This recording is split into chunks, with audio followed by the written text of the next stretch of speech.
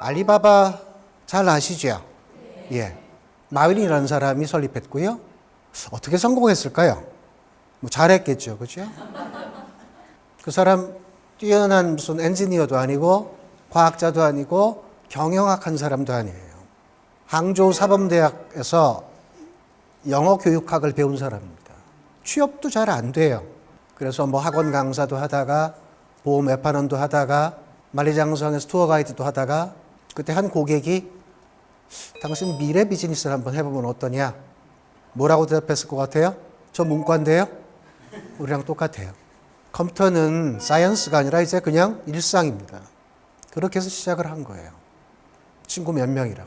중국은 100만 장자가 7천만 명이 넘었다 그래요. 지금도 30시간에 한 명씩 100만 장자가 만들어지는. 그러니까 시장으로 따진다면 대단히 매력적인 시장이에요. 컴퓨터 네트워크 잘 돼 있어요. 인터넷 쇼핑몰 하기에 최적이에요. 돈, 기술 다 들어와요. 안 돼요. 별명이 뭐였냐면 국제 무덤이었어요. 다 망해요. 그거 해결한 게 마윈이에요. 제가 지금 드리려고 하는 말씀은 뭐냐면 제4차 산업혁명 시대 그러면 기술이라고 하는 측면에서만 자꾸 봐요. 나는 거 못 따라가. 너무 빨라. 기술이 아니라 사고의 혁명이 먼저입니다. 자, 이 컴퓨터를 하다가 배너가 딱 떠요. 이건 사야 돼. 그럼 클릭하죠? 그러면 쇼핑몰 사이트로 옮겨가요. 장바구니 담죠. 다른 것도 담죠. 결제를 안 해요. 장바구니까지는 열심히 담아요. 결제를 안 하는 거예요. 이걸 위에서 자본과 기술을 가지고 있는 사람이 보면 이해가 안 되는 거예요. 그런데 마윈은 어떻게 해보냐면 옆으로 보는 거예요. 우리가 흔히 공감이라고 말하지만 그냥 가벼운 말이 아니에요. 왜 중국 사람들이 쇼핑몰을 이용을 안 할까요? 사회주의 국가잖아요. 자본주의 신용거래 해본 적이 없어요. 내가 클릭 결제하면 내 계좌에서 돈은 그 자리에서 날아가요. 그럼 나는 물건 받아요? 없잖아요. 이걸 어떻게 믿어요? 이걸 어떻게 해결했냐? 딱 하나로 해결해요. 알리페이라는 걸 만들어요. 자, 마음껏 결제를 하세요.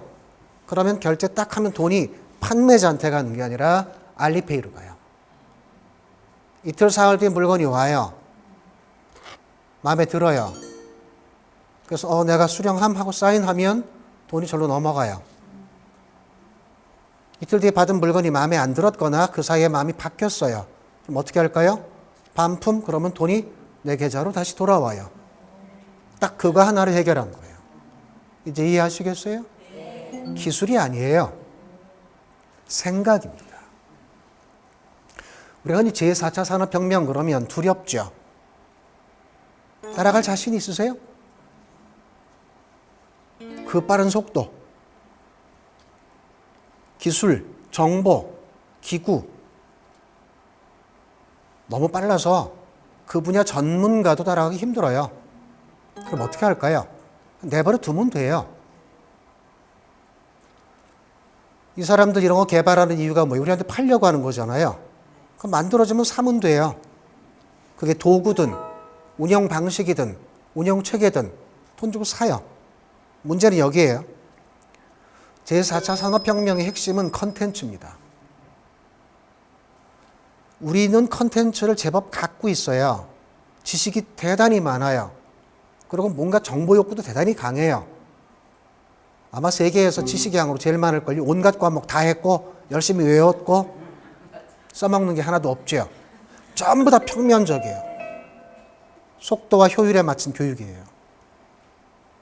새로운 게 중요한 게 아니고요. 자, 이 4차 산업의 혁명의 결과물을 어디에 탑재할 거냐를 물어봐야 돼요. 이게 중요한 실마리예요. 그래서 우리가 갖고 있는 컨텐츠에 이걸 탁 하고 탑재하면 빅뱅이 일어나요. 거기에서 새로운 미래 가치가 생기고 미래 일자리가 생겨요.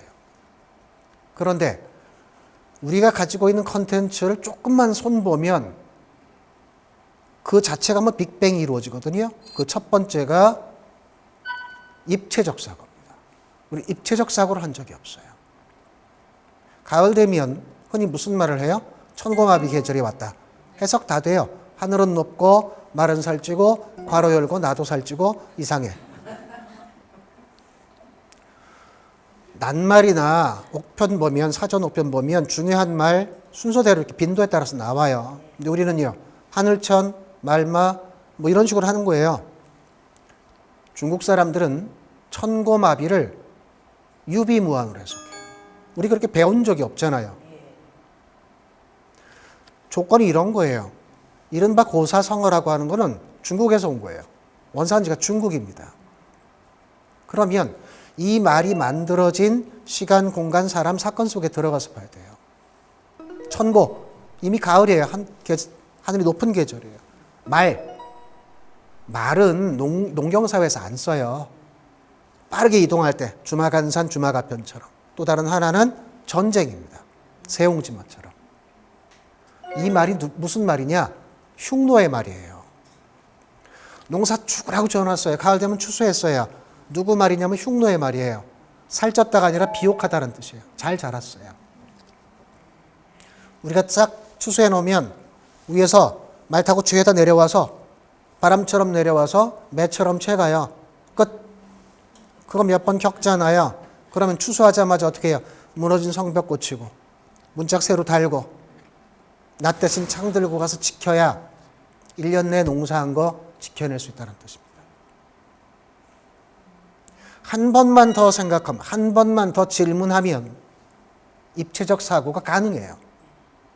두 번째, 집단지성입니다. 우리 집단지성이라는 말을 많이 듣거든요. 위키디피아라든지 뭐 주로 이런 거죠. 네이버 지식인.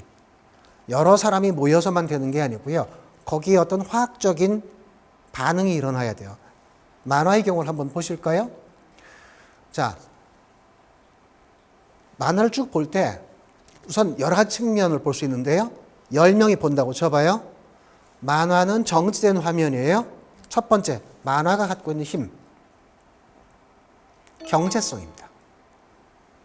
만화는 가장 단순한 선으로 모든 스토리를 만들어요. 보세요. 이게 수학으로 따지면 미분한 거예요. 반대로 적분해 봅시다. 저거를 빈 곳을 채워보세요. 10명이면 다 달라요. 초등학교 1학년 아이들한테 한번 해보라 그랬어요. 어른들이 상상도 안, 만약에 여러분 한번 상상해 보세요. 저 그림에다가 뭘 채워서 넣겠어요? 책장, 창문, 주로 이런 거예요. 아이들한테 그려봐라 그랬더니 과자. 공부할 때 뭐가 되잖아요. 제일 기억나는 아이는 뭐냐면요. 저도 고양이를 그려놨어요. 이게 뭐야? 그랬더니 자기는 공부할 때 차분해져야 되니까. 근데 언제 차분하냐면 고양이 쓰다듬을 때예요. 예전에 우리 식구들 많았잖아요. 뻑닥거리고. 애완동물에서 반려동물로 바뀌었어요. 가족 수 안 많고 얘하고 스킨십을 하는 거예요. 그렇게 서로 교환하지 않으면 몰라요.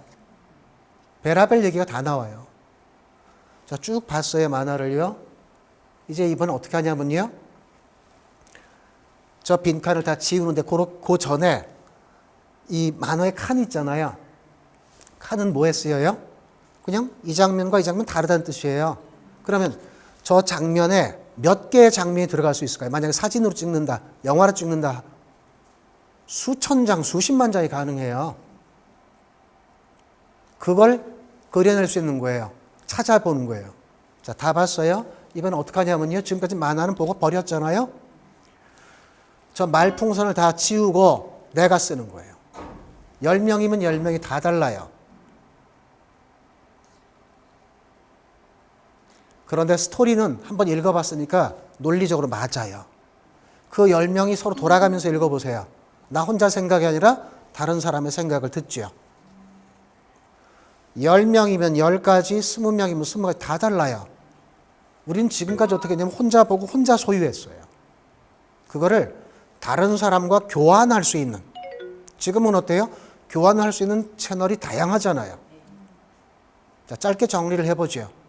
제4차 산업혁명 무조건 두려워할 게 아니라 우리가 기존에 가지고 있는 컨텐츠를 먼저 입체적 사고로 확장시키고 집단지성으로 팽창시킨 뒤에 제4차 산업혁명의 결과물인 도구, 운영 방식, 체제 이런 것들을 탑재하면 돼요.